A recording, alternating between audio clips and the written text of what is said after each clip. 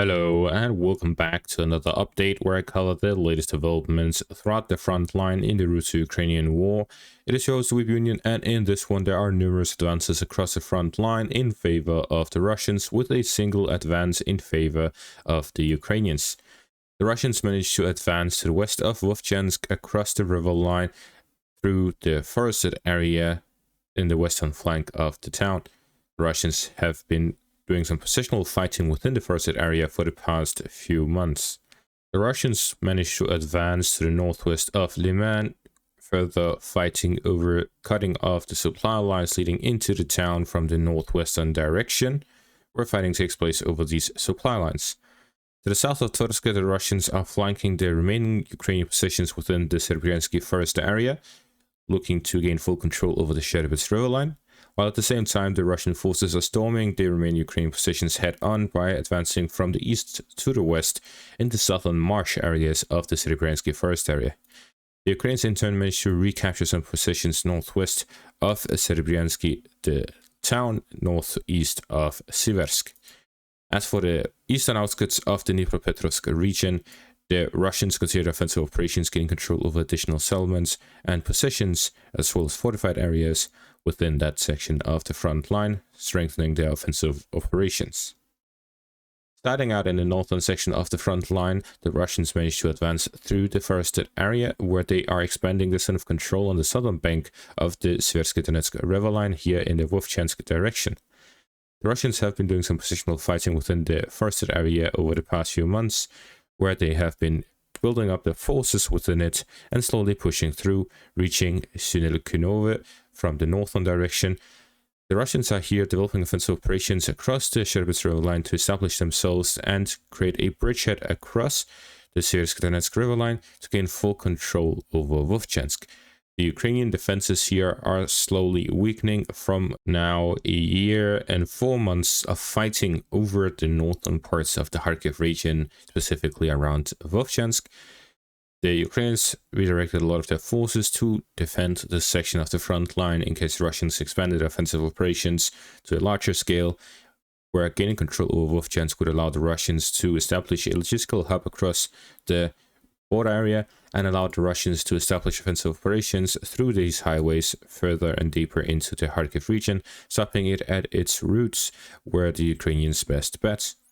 Now, after a year and 4 months of stalemates, the Russians are slowly developing offensive operations in the Vovchansk direction, getting control over which, combined with their bridgehead across the border areas in the northern and eastern direction, as well as their bridgehead across the Osk river line, can develop these offensive operations to something larger, whether it is in the direction of Izium or simply in the northern section between Shupovate and Prukholodne. In the Lyman section of the front line, developments continue to happen both on the northwestern and eastern flanks. The Russians managed to continue offensive operations in the direction of Derilove, gaining full control of the southern outskirts of Shentrholove, while fighting continues over the central parts of the town. As for the eastern direction, the Russians advanced south of Torsk across the Serebriansk forest area along the Escalates river line, almost reaching the Donetsk river line, just a few kilometers away. Reaching the Donetsk river line will cut off the Ukrainian positions moving in the western direction through towards Yampil and force them out into the open, into the marsh area here to the south of the settlement, north of Tronivka. This could force the Ukrainians to withdraw not in the western direction but in the southern direction towards Siversk. The Russians are here looking to storm the positions of the Ukrainians, attack them directly head-on to push them out of the forested areas and out into the open, whether it is towards the ostrich farm and then on towards Yampil, or it is to the open areas to the south and southwest. Leaving the Serebriansk forest area will expose them to Russian artillery fire and drone fire, to which the Russians can inflict a lot of casualties on the remaining Ukrainian forces. It will also open up the road for the Russians to continue offensive operations towards Lyman, as they need to finish their operations in the Serebriansk forest area before they can move across the Escalates river line in the Lyman direction to clear the forested area to the north of Dnipropetrovsk, Yampil and Oserne to reach the outskirts of Lyman and to cover the southern flank of Sarishne to gain full control over their settlement. The Russian advance here in the direction of Derilove gained control of the southern outskirts of Shentrholove,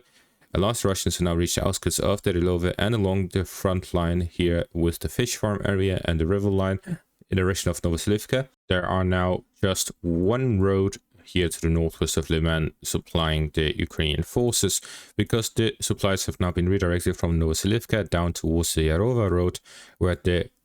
congestion of supplies will now be going through Yarova and Novoselivka through this road in the south of Dobryshevo before entering Lyman from the south, or re-entering Dobryshevo and then entering Lyman just northwest. Based on this, we can see that the supplies have been put and forced down to a smaller area, and the Russian drone fire can now focus on that specific point to attack all of the logistics coming from the northwestern direction. The Russians have already achieved some sort of success with these attacks on the flanks, cutting off one road completely and limiting two roads to one road. Now the Russians will redirect their forces towards Dnipropetrovsk and Dobryshevo to gain control over both of these settlements, which will allow them to physically cut all of the roads from the northwestern direction, following which they will look to secure the positions in the direction of Yarova and Novoselivka to secure the western flank of Lyman, and focus their attention on the offensive operations towards the city itself to gain full control of it. They remain to gain control over Dobryshevo,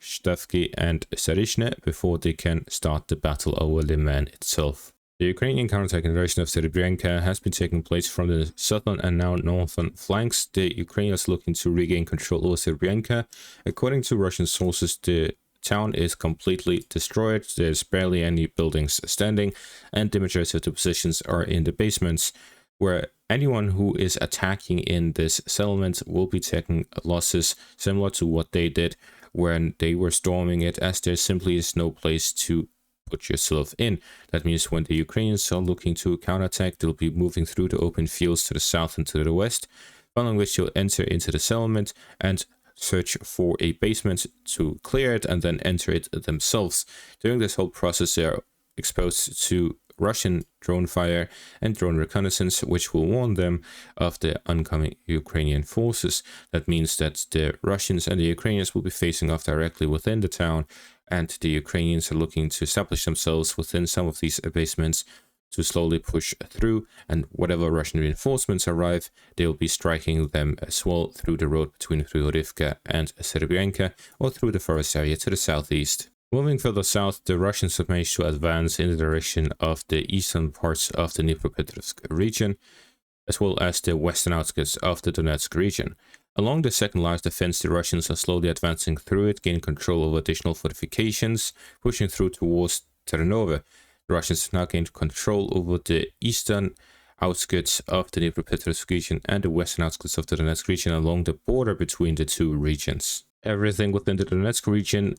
ahead of these fortifications is now under Russian control, and the fortified positions are the remaining parts being fought over. The Russians also managed to gain control over parts of Sosnivka, gaining a foothold within the eastern parts of the settlement following the capture of Horoshe, and they have also managed to secure the fortifications and the forested areas north of Novoselivka, south of the Vovchansk river line. Based on this, we can see that the Russians continue their developments here in the border section, where the Russians are slowly developing the offensive operations to gain control over the Vovchansk river line, the southern bank of it, to secure the northern flank, pushing through the residential area and the fortified positions along the second line of defense to establish logistical hubs for the dispersed units, and to flank these fortified positions from the weak point, whether it is from the eastern or northern flanks. The Russians are slowly gaining control of these fortifications, where the Ukrainians simply have not prepared for the Russians to break through the eastern flank of their fortifications, and this is the worst case scenario for the Ukrainian fortifications within the Zaporizhzhia and Dnipropetrovsk region, the Russians simply bypassing them. If the Russians are able to gain control over this section of the front line in the eastern parts of the Dnipropetrovsk and Zaporizhzhia region, they'll be able to gain control over Holyaypole as a logistical hub, advance further northwards towards Pokrovsk to gain control over that as a logistical hub, and flank the defensive line of the Ukrainians within the Dnipropetrovsk region as well from the rear and from the flank. This will allow the Russians to not just gain control over the defensive lines in the Zaporizhia region, but also the defensive lines in the Dnipropetrovsk region. That means with a capture of Lyman, the Russians can start offensive operations towards Pokrovsk. Gain control of that will allow them to connect their forces in the direction of Dnipropetrovsk. Getting control over this area here along the border between the Donetsk, Zaporizhia and Dnipropetrovsk region will allow the Russians to supply their forces through the city of Donetsk, from the south through the city of Mariupol and the new railway that the Russians have established in the south of Ukraine. This will allow them to supply their forces, a much larger force here in the eastern parts of Zaporizhia region and the southern parts of the Dnipropetrovsk region. This will allow them to develop offensive operations further in the direction of the cities of Zaporizhia and Pavlograd in the north, as well as the flank of Pokrovsk in the western direction. The main push of the Russians will not come from the Pokrovsk direction, but instead into the Dnipro and Zaporizhia regions, where the Russians will be looking to expand the zone of control here in the western parts of the Donetsk region and into the Kharkiv, Dnipropetrovsk and Zaporizhia regions, where the objective is to gain control over these areas and develop offensive operations, bypassing all of the fortifications of the Ukrainians, instead hitting their supply lines, isolating the Ukrainian forces remaining within the Donetsk region. If the Russians are able to gain control over Pokrovsk in the east, Lyman in the south, and Pokrovsk in the center by the start of December or start of November, within the start of the winter season, then it is likely that the Russians would be able to gain control over an area that corresponds to the Zaporizhia and Donetsk regions by the end of the year, or by the end of the winter they'll likely be able to gain full control over the Donetsk and Zaporizhia regions. The Kherson region is still a difficult question for the Russians, as they would need to cross over the Dnieper river line. And that is going to be all for this update. Thank you all for watching. Make sure to leave a like, subscribe, check out my Patreon and YouTube membership for additional content. Thank you all for watching and have a great day.